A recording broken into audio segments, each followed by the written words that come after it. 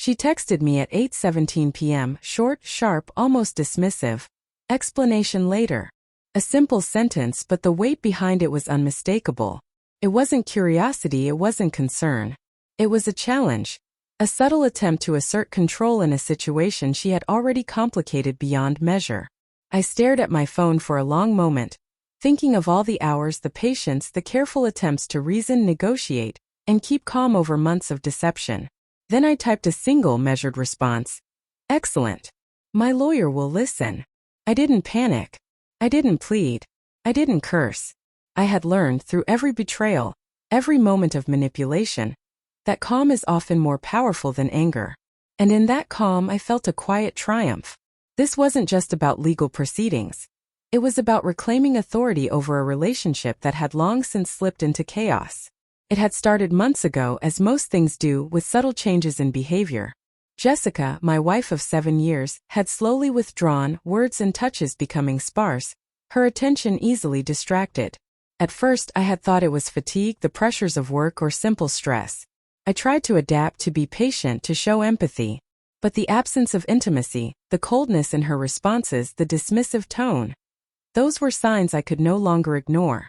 The breaking point came one evening when I had returned early from work, hoping for a normal conversation, a glance of acknowledgement, maybe even a shared dinner. Instead, I was met with avoidance. Her eyes shifted away, her phone gripped tightly in hand, a subtle tension in her shoulders that spoke louder than any words. And in that moment I understood, whatever she had planned, it was no longer about us, it was about control. I began observing quietly, taking note of patterns, messages, and inconsistencies. Every unanswered call, every abrupt departure, every tiny contradiction became part of a larger puzzle I was piecing together.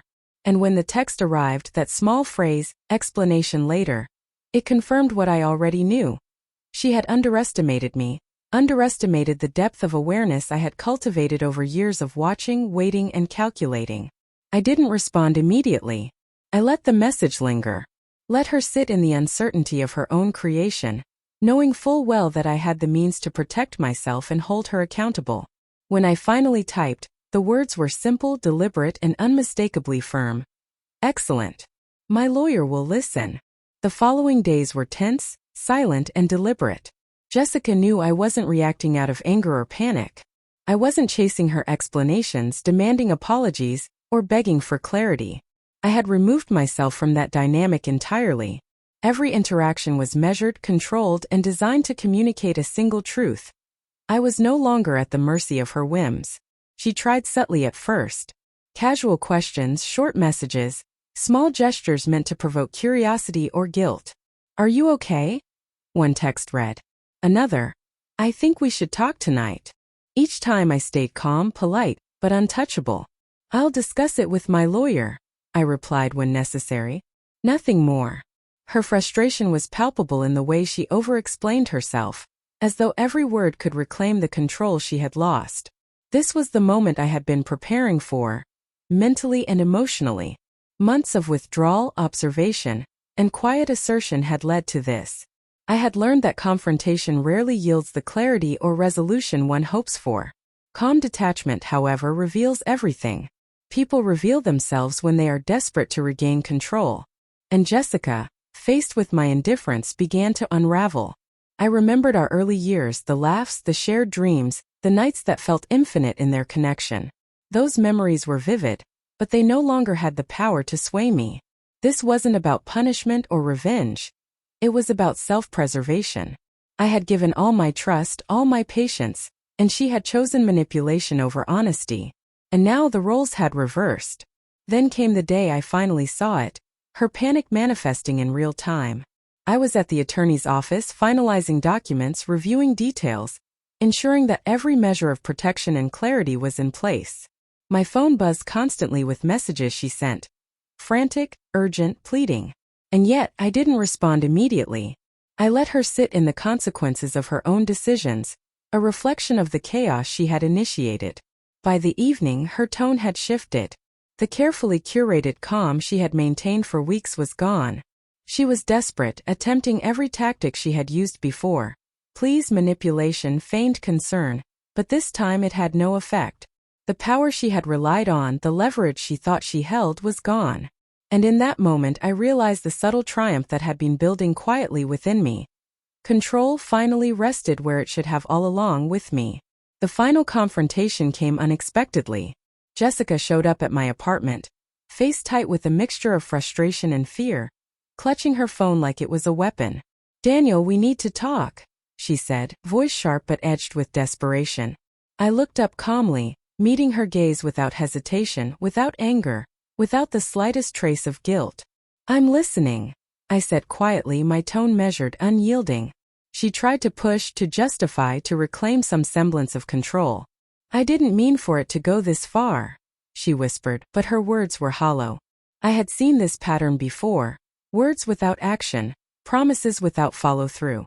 Calmly, I gestured toward the chair. "Sit. Let's be clear. I have already explained everything to my lawyer. This conversation is no longer about control. It's about facts." For the first time, I saw panic in her eyes. The woman who had always wielded her warnings and ultimatums as a tool to manipulate me had lost her power. Every attempt to provoke guilt or fear fell flat. I wasn't angry, I wasn't vengeful. I was untouchable because I had removed myself entirely from her expectations. She had created a situation that assumed I would bend, that I would plead, that I would attempt to reconcile on her terms. But I didn't. As she fumbled through her excuses, I realized the quiet satisfaction that comes not from retaliation, but from clarity. Months of emotional manipulation, subtle threats, and the final warning she had delivered could no longer reach me. The power dynamic had shifted completely. She was grasping for control in a situation where control no longer existed. And I, for the first time in months, felt a peace that was almost intoxicating, calm, steady, free. Later that evening, I reflected on the weeks of tension, the moments of quiet preparation, and the deliberate patience that had brought me here. I didn't need her explanation. I didn't need her apology. I didn't need her compliance or approval. I had regained my autonomy, my dignity, and my peace of mind. And in that realization, I smiled quietly to myself. Sometimes power isn't loud. Sometimes, victory isn't about confrontation or revenge. It's about stepping back, reclaiming control over your own life, and refusing to be bound by someone else's manipulations. Jessica's final warning had lost its meaning the moment I stopped needing it, and in that freedom I finally found myself again.